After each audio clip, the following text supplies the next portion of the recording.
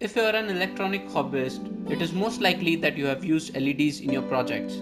I myself have used them in some of mine. Then you must have noticed the one thing that would take the use of these LEDs to next level is the fact if we could get any desired color out from them. That is why today I'll talk about the basics of such an RGB LED going by the name PL9823, how to use it, its hardware control, its software setup, and finally build up an example model for demonstration. So let's begin. When it comes to any electronic component, the first attempt would be to take a look at the datasheet.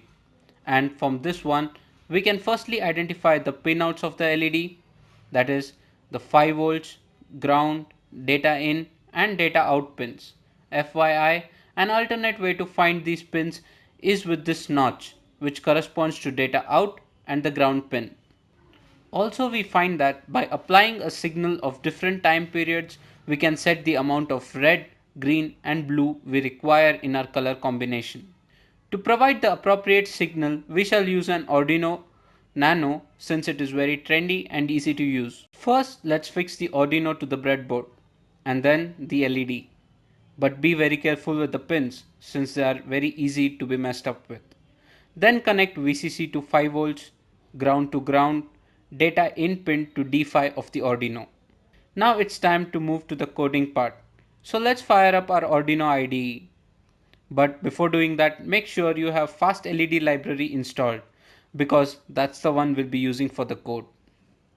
Since I have already installed the library, we shall directly move on to the code, but still you can find the GitHub link to the library in the description box below. So now as the IDE is loaded, let's move to the example sketch of Fast LED library and boot up this Blink program.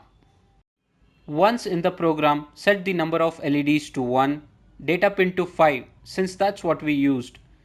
In the setup section, remember to choose the line with LED type as WS2812B as that's the one corresponding to our LED type and the type of assignment as RGB.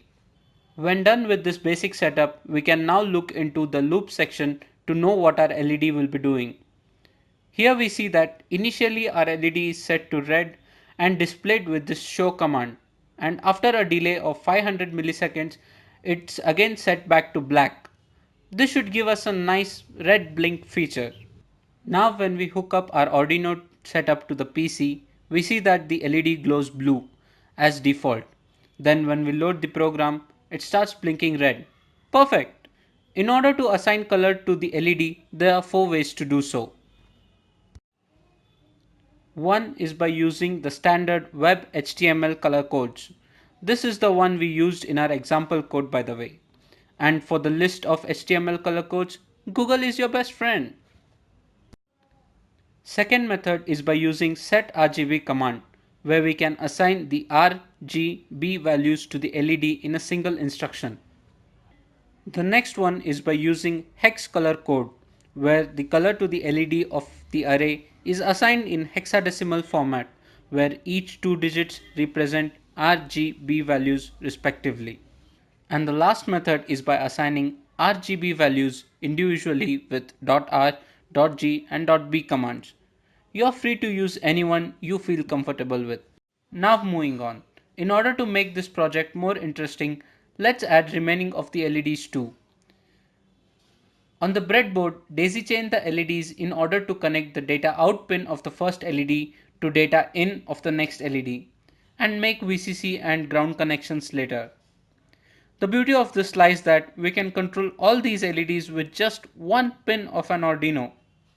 And that's it. And this is how our connection looks at the end. Last thing we need to do is to plug in the Arduino, which gives us the default blue on our LEDs. Neat, I guess. This is kind of a nice way to check if your connections are right. Moving on to the coding part. This time I want to make the LEDs go from being dim to bright one by one in white color and then fall back in the same order. In order to do that, we set up the code like we had it in our blink example. Just this time, make the number of LEDs as 9. Yes, that's how many I am using. In the loop part, I use 2 nested for loops to obtain the dimming and brightening effect. Looks pretty neat to me. Let's upload and find out. That looks nice, I guess. The LED brightness going up and down one by one. According to our connection, our data flows from left to right. But still I don't feel satisfied with this project to end it.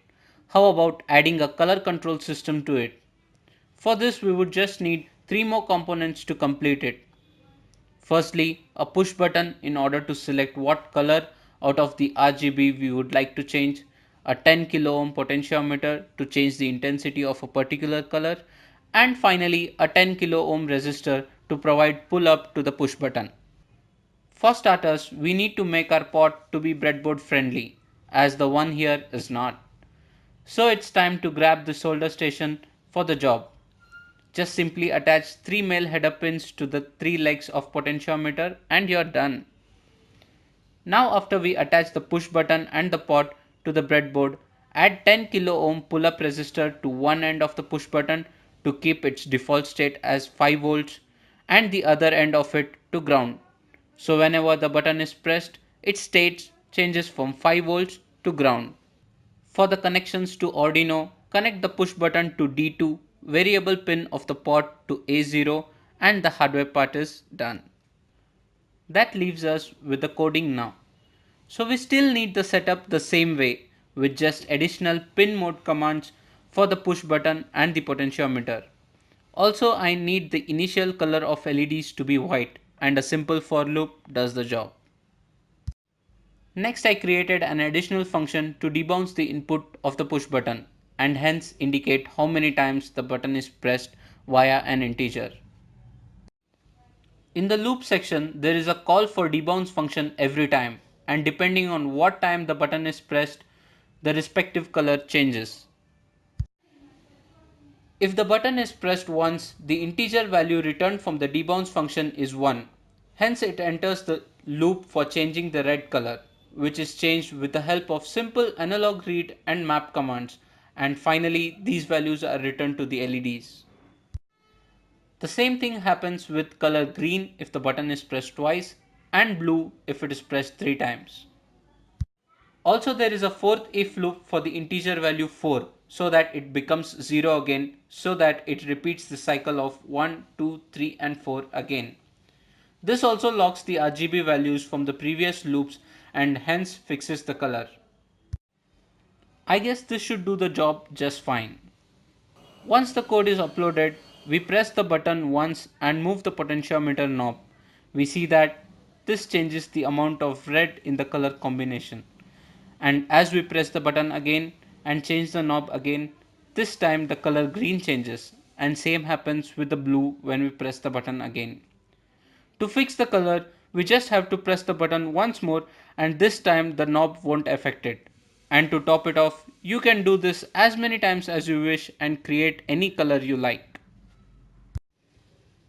That's it. I guess that's all I wanted. If you wish to try out something similar, you can definitely find the code and list of all the components used in the description box below. And to take it to next level, you can also add a Wi-Fi module and change the color through your phone. If you guys want me to make such a project, please tell me in the comment section below. I'll definitely make a video about it. Also guys, make sure to like, share, subscribe if this video helped you. Until then, keep learning and keep growing. Peace out.